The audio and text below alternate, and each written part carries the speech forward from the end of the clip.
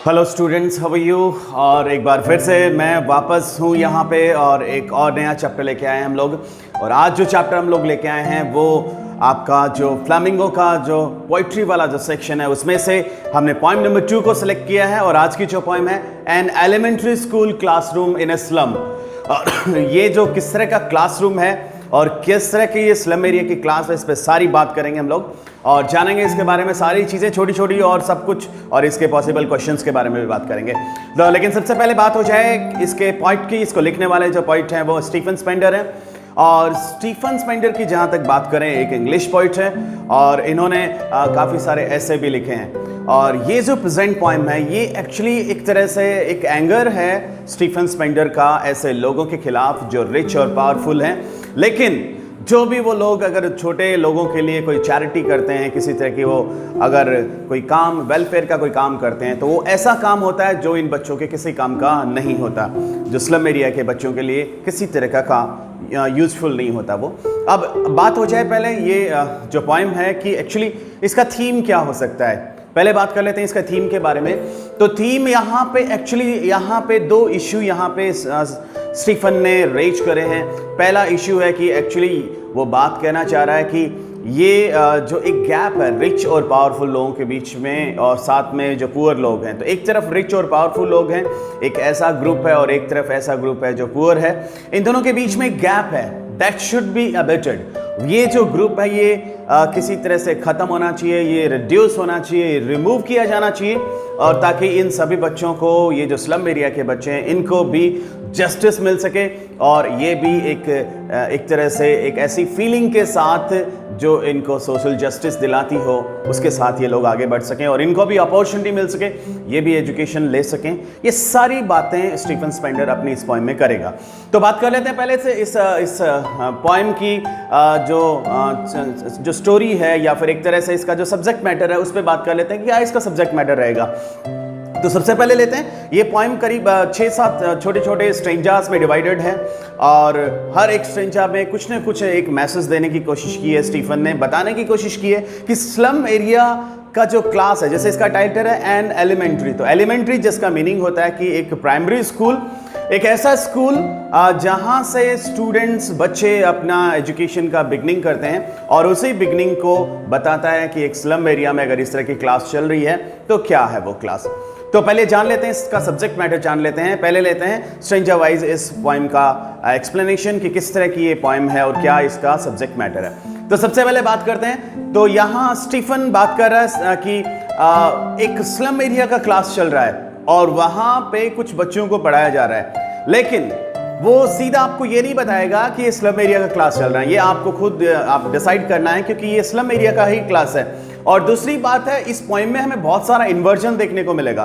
Poet को ऐसा लगेगा कि वो चीज़ें कहाँ की कहाँ रख रहा है, लेकिन ये रीडर्स पे है वो किस तरह से उन चीज़ों को एक साथ कनेक्ट करके और उसका मीनिंग निकाल लेते हैं।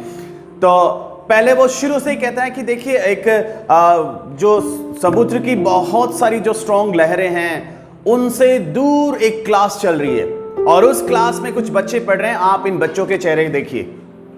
और सीधा आपसे कहता है कि इन बच्चों के चेहरे देखिए, इन बच्चों के चेहरे पीले पड़ चुके हैं और इनके जो पीले चेहरे हैं, इनके जो पेल फेसेस हैं उनकी तरफ आप देखिए। और उसके बाद में बताता है कि इनके जो पेल फेसेस हैं इन पे इनके जो अनकॉम्ड हेयर हैं, इनके क्योंकि इनके कॉमिंग तो इनका कोई करता नहीं है इनके बालों का, तो अनकॉम्ड हेयर हैं और वो स्कैटर हैं, आपके बिखरे हुए हैं इनके गंदे चेहरों पे, इनके पीले चेहरों के ऊपर।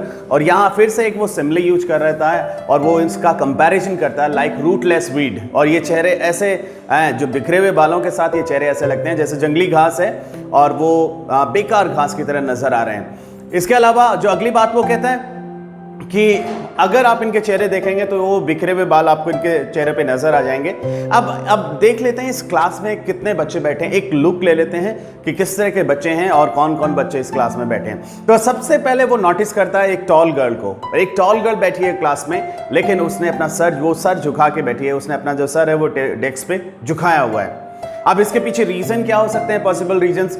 और जहाँ तक मुझे लगता है स्टीफन का मानना है कि वो कहना चाह रहे हैं कि ये जो क्लास है वो इतनी स्ट्रांग नहीं है कि इस टॉल गर्ल को, इस लड़की को एक अच्छा सा फ्यूचर दे सके। और दूसरा, वो खुद अपने बर्डन से भी बहुत परेशान है। उसकी लाइफ की इतनी सारी वरीज हैं, इतना सारा बर्डन उस पर है जिससे वो परेशान है और वो बहुत डिसअपॉइंट है और ऐसा लग रहा है शी इज एग्जॉस्टेड, वो थक भी चुकी है, इसलिए वो अपना सर झुका के यहाँ बैठी है। इसके अलावा एक और दूसरे बच्चे को नोटिस करते हैं। एक दूसरा बच्चा लेते हैं, वो पेपर स्विमिंग बॉय, एक लीन और थीन दुबला पतला एक लड़का वो लेते हैं। और इस दुबले पतले लड़के के साथ क्या प्रॉब्लम है? एक्चुअली इसके साथ प्रॉब्लम है, ये माल न्यूट्रिशन का शिकार है, कुपोषण का शिकार है और इसकी आंखें हैं वो बिल्कुल रेड साइज की तरह बिहेव कर रही है। जैसे रेड्स की आंखें हमेशा खाने को सर्च करती रहती हैं, उसकी हमेशा खाने पे फोकस रहती हैं, फूड पे फोकस रहती हैं। इसी तरह से बच्चा इस क्लास में बैठा जरूर है लेकिन भूखा है और इसकी आंखें हैं हमेशा सिर्फ बाहर की तरफ देख रही हैं। हालांकि उसे क्लास में ही is made to sit in the class and he is being taught, लेकिन उसकी जो आंखें हैं वो बार बार बाहर देख रही हैं। वो बाहर देख रहा है कि somebody will come and something will bring to him। तो ऐसा कुछ उसे लग रहा है, इसलिए उसकी आंखें रेड्स आइज की तरह वो बार बार देख रही हैं। तो यहाँ पे फिर से एक स्टीफन ने मेटाफर यूज किया है। और अब बात करते हैं, यहाँ दो लड़कों के बाद में हम बात करते हैं तीसरा जो बच्चा है। एक और बच्चा वो नोटिस कर रहा है जिसे वो स्टंटेड कहता है, स्टंटेड बॉय। स्टंटेड का मतलब होता है अनडेवलप्ड। तो ये बच्चा है, इसका ठीक से ये डेवलप नहीं हुआ, इसका विकास नहीं हुआ बॉडी का। और एक और उसके लिए वो फ्रेज यूज करता है, स्टंटेड बॉय विद ट्विस्टेड बॉन। और इसकी जो हड्डियां हैं वो ट्विस्टेड हैं, मुड़ी हुई हैं, लेकिन ये भी अपनी फैमिली का, इसे वो स्टीफन कहता है अनलक्की हेयर। हालांकि ये भी हेयर है, सक्सेसर है, उत्तराधिकारी अपनी फैमिली का, लेकिन ये अनलक्की है क्योंकि ये अपने फादर की पुरानी एक नॉबी डिजीज है, जो गांठ वाली बीमारी इसके फादर की थी, वो बीमारी को ये दोबारा रिपीट कर रहा है। यानी कि एक हेरिडिटरी डिजीज है, उसको ये रिपीट कर रहा है। इसके फादर को भी वो नॉबी डिजीज था, गांठ वाली बीमारी था, और इस बच्चे को भी वो सेम गांठ वाली बीमारी है। लेकिन ये अपनी फैमिली का सक्सेसर तो है ही, भले ये अनलक्की हो, तो उसका मानना ये अनलक्की है। तो इस तरह से ये तीन बच्चे यहाँ नोट किए उसने, और तीन बच्चों के साथ वो आगे कहता है कि ये तीन बच्चे हैं। उसके बाद में नेक्स्ट वो लेता है, इस क्लास के बैक साइड में एक बच्चा और बैठा है, लेकिन ये जो बच्चा क्लास के बैक साइड में बैठा है ये अननोटेड है, इसको किसी ने देखा नहीं है, अनसीन है, और ये बहुत ही क्यूट और यंग सा बच्चा है। और दूसरा है, इसको इस डिम क्लास से कोई लेना देना नहीं है, इसका पूरा का पूरा ध्यान है वो बाहर की तरफ, एक क्लास के पीछे की तरफ एक ट्री है, उसके पे एक स्क्वायरल है जो बार बार इस पे ऊपर जा रही है और नीचे आ रही है, उसके गेम को देख रहा है। इसकी आंखों में स्क्वायरल्स का गेम चल रहा है, वो चाहता है कि मैं भी ये स्क्वायरल्स का गेम खेलूं। उसको इस डिम क्लास से बिल्कुल भी इंटरेस्ट नहीं है, वो इस डिम क्लास से उसका बिल्कुल भी इंटरेस्ट नहीं है। तो ये हमने देखा कि जो पहला स्ट्रेंजर है उसमें किस तरह से स्टीफन ने एक पैथेटिक सीन, एक पैथेटिक पिक्चर इन बच्चों की क्रिएट करके आपको दिखाने की कोशिश की है कि किस तरह से स्लम एरिया के बच्चों की ये क्लास है और क्या वाकई यहाँ पे पढ़ाया जा रहा है। क्योंकि ये सारे के सारे बच्चे, कोई माल न्यूट्रिशन का शिकार है, कोई अनडेवलप्ड है, और ऐसे में आप उन बच्चों को पढ़ाने की बात कर रहे हैं। Because what you need to do, you need to fill their bellies first, उसके बाद एजुकेशन की बात हो सकती है। उसके बाद में नेक्स्ट बात कर रहा है कि चलिए आपने बच्चों की हालत देख ली, अब क्लास के बारे में आ जाते हैं, क्लास कैसी है। तो क्लास की अगर बात करें तो क्लास के चारों तरफ ये कह रहा है कि इस क्लास का आप कलर देखिए, इसकी जो दीवारों का जो कलर है वो बिल्कुल क्रीमी हो गया है, डर्टी हो गया है, येलोइश हो गया है, येलो कलर का हो गया है, जो बहुत ही बेकार लग रहा है। जो अनइंटरेस्टेड है वो ऐसा लगेगा नहीं कि इस तरह के कलर को आप देख पाएंगे, बहुत गंदा हो चुका है। दूसरा, इसकी बात करें इस क्लास के ऊपर में, यहाँ पे क्या हुआ है कि कुछ रिच और पावरफुल लोगों ने चैरिटी करा है, डोनेशन किया है। उस डोनेशन उन्होंने शेक्सपियर का एक हेड यहाँ पे दिया है इस क्लास के लिए, जो इस क्लास में एक जो शेक्सपियर का हेड का फोटो है वो लगाया हुआ है क्लास में। लेकिन इसके अलावा वो बात कर रहा है कि ये जो रिच और पावरफुल लोग हैं, इन्होंने इस क्लास के लिए जो डोनेशन किया है वो एक्चुअली वो ऐसे लोग हैं जो इन बड़े बड़े सिटीज को चलाते हैं, रूल करते हैं, और बड़े बड़े इंस्टीट्यूट को चलाते हैं। और अगर बात करें हम लोग बहुत सुंदर जगह की, तो यहाँ पे एक टायर वैली की बात करिए जो ऑस्ट्रिया में है। और टायर वैली के बारे में ऐसा कहा जाता है कि वहाँ बहुत सुबह का जो मौसम बहुत अच्छा होता है, वहाँ आपको फ्लावर्स दिखाई दे सकते हैं, वहाँ आपको बहुत अच्छा म्यूजिक सुनाई देगा सुबह सुबह। लेकिन ये सारा का सारा है, ये रिच और पावरफुल लोगों के लिए बना है। जहां तक इन बच्चों की बात है, इनके लिए वो कुछ भी काम का नहीं है, किसी तरह का वो इनकी पहुंच से बहुत दूर है। That is beyond to their reach, उनकी पहुंच से बहुत दूर है, ऐसा स्टीफन का मानना है। इसके अलावा वो कहना चाह रहा है कि अगर इन बच्चों की अगर बात करें तो इन बच्चों का फ्यूचर तो आपने डार्क में पेंट किया हुआ है, यानी कि that is written in the dark. इन बच्चों का फ्यूचर है वो तो डार्क में लिखा हुआ है, अंधेरे में लिखा हुआ है।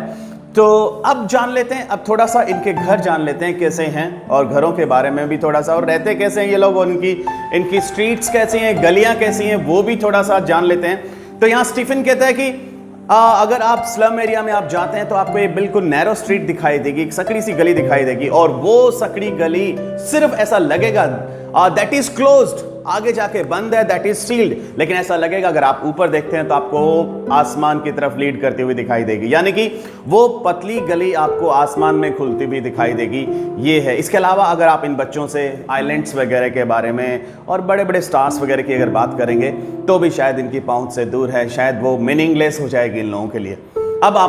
अब इतना सब होने के बाद थोड़ा सा पॉइंट को गुस्सा आया है रिच और पावरफुल लोगों में। उसका मानना है कि ये लोग जो चैरिटी की है इन्होंने, ये जो चैरिटी है, ये एक्चुअली यहाँ एक फ्रेज उन्होंने यूज किया है, open handed map. Open handed map का मतलब था the map created at will, जो अपनी इच्छा से मैप बनाता। यहाँ सीधा सीधा इशारा पॉइंट का हिटलर की तरफ है, जो हिटलर हमेशा ये कहता था कि मैं अपना मैप खुद बनाता हूँ अपने पावर के दम पे।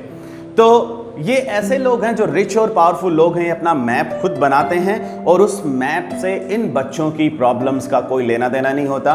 कहीं पे भी ये नहीं सोचा जाता कि इनके अपलिफ्टमेंट की बात की जा रही है, इनके वेलफेयर की बात की जा रही है। तो अब इतना गुस्सा आने के बाद में शेक्सपियर को जो पॉइंट है वो विकेड कह देता है कि ये विकेड है, दुष्ट है, बेकार है। और इसके अलावा जो मैप इन लोगों ने बनाया है उस मैप को बैड एग्जाम्पल कहता है।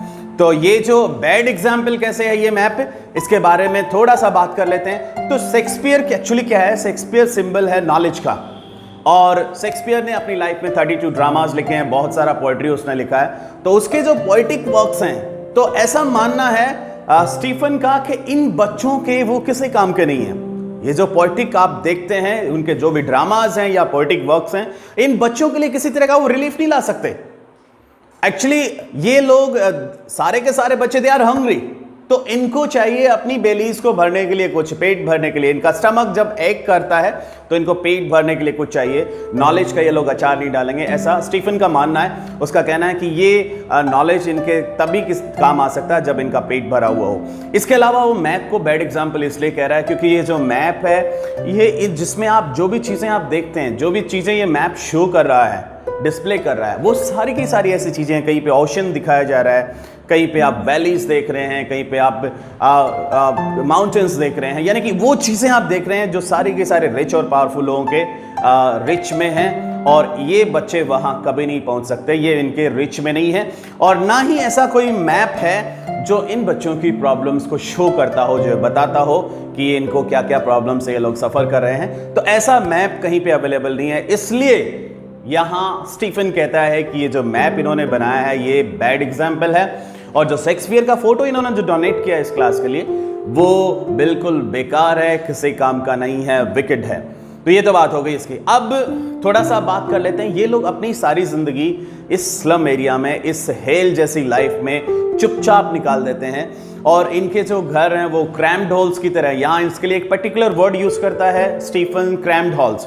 तो इनके घर क्रैम्ड हॉल्स जैसे हैं। क्रैम्ड हॉल्स का मतलब है बिल्कुल टूटे फूटे छोटे छोटे चूहों के घर जैसे हैं ये, और वो चूहों के बिल जैसे घरों में ये लोग रहते हैं, और इनका पूरा का पूरा दिन है, पूरा रात है, वो इनके उसी स्लम एरिया में, उसी फोगी स्लम में बीतता है, जो कभी कभी अक्सर ऐसा लगता है इनकी रातें एंडलेस हो जाती हैं, जिनको बिताना बहुत मुश्किल होता है। और इसके अलावा ये जो बच्चे हैं कचरे के ढेर में बैठे रहते हैं, वहीं पे कचरे के ढेर में ये लोग कोई कहीं से कोई स्टील का रिम मिल जाता है, वहाँ से उसको चश्मा बनाकर ये पहनते रहते हैं, और ऐसी हाल। और वहाँ से इनके अलावा इनकी स्किन से इनकी हड्डियाँ हमें साफ झांकती हुई नज़र आती है। अगर देखेंगे आप तो स्किन से पूरा इनका स्केलेटन आपको नज़र आ जाएगा कि किस तरह के इनका बॉडी स्ट्रक्चर है, आप स्किन के थ्रू आप देख सकते हैं। अब इसके अलावा पॉइंट का ये मानना है कि एक दिन जिस दिन डूम्सडे आएगा, जिस दिन डिल्यूज आएगा, जिस दिन प्रलय आएगी और प्रलय के दिन उस दिन ये जो आपके मैप के ऊपर ये जो स्लम एरिया एक स्टेन की तरह, एक ब्लॉट की तरह नजर आएगा जिस दिन डूम्सडे आएगा। अब पॉइंट का ये मानना है कि कौन से ऐसे लोग हैं जो इन बच्चों के लिए रिलीफ ला सकते हैं, कौन से ऐसे लोग हैं जो इनके लिए अच्छा काम कर सकते हैं। तो पहले वो 3 लोगों को इन्वोक कर रहा है, 3 लोगों का आह्वान कर रहा है, ये 3 लोग आगे आए। एक तो इसमें लेता है भले गवर्नर को। गवर्नर का मानना है वो एज ए गवर्नमेंट काम करता है, कानून बनाता है और बहुत सारी चीज़ें वो इन बच्चों के लिए कर सकता है। फिर कहता है इंस्पेक्टर ऐसा है जो लोग कानून तोड़ते हैं उनके लिए एक तरह से उन्हें पनिशमेंट करने का काम करता है, तो इन बच्चों के फेवर में इंस्पेक्टर भी काम कर सकता है। और तीसरा ये बात कर रहे हैं विजिटर। तो एक विजिटर होता है जो जहाँ कहीं भी विजिट करता है तो वहाँ की एग्जैक्ट इंफॉर्मेशन वो प्रोवाइड कराता है, उसकी क्या हालत है, उसकी क्या कंडीशन है, उस सिचुएशन को पूरा देख के विजिटर बताता है।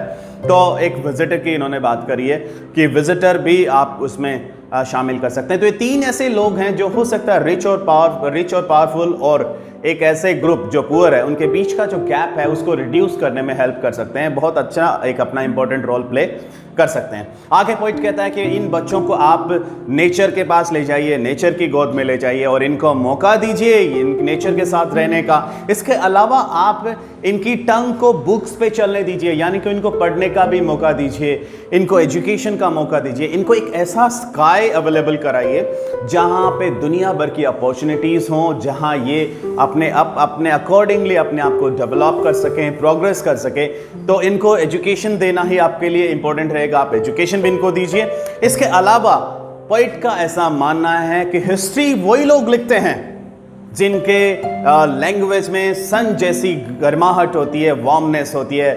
और ये लोग, ये जो बच्चे हैं स्लम में, अगर इनको भी प्रॉपर अपॉर्चुनिटी आपने दी, एजुकेशन दी और लाइफ में आगे बढ़ने का मौका दिया, इसके अलावा इनको एक ऐसे प्लेटफॉर्म में, एक सोसाइटी के अगर आप मेन स्ट्रीम में इनको आप लेके गए, तो स्टीफन को लगता है कि ये बच्चे भी आगे जाके डेवलप करेंगे और ये बच्चे भी एक दिन हिस्ट्री लिख पाएंगे जैसे बाकी लोग लिखते हैं। तो हिस्ट्री वही लोग लिखते हैं जिनकी लैंग्वेज में सन जैसा गर्माहट आपको देखने को मिलेगा, वार्मनेस देखने को मिलेगा।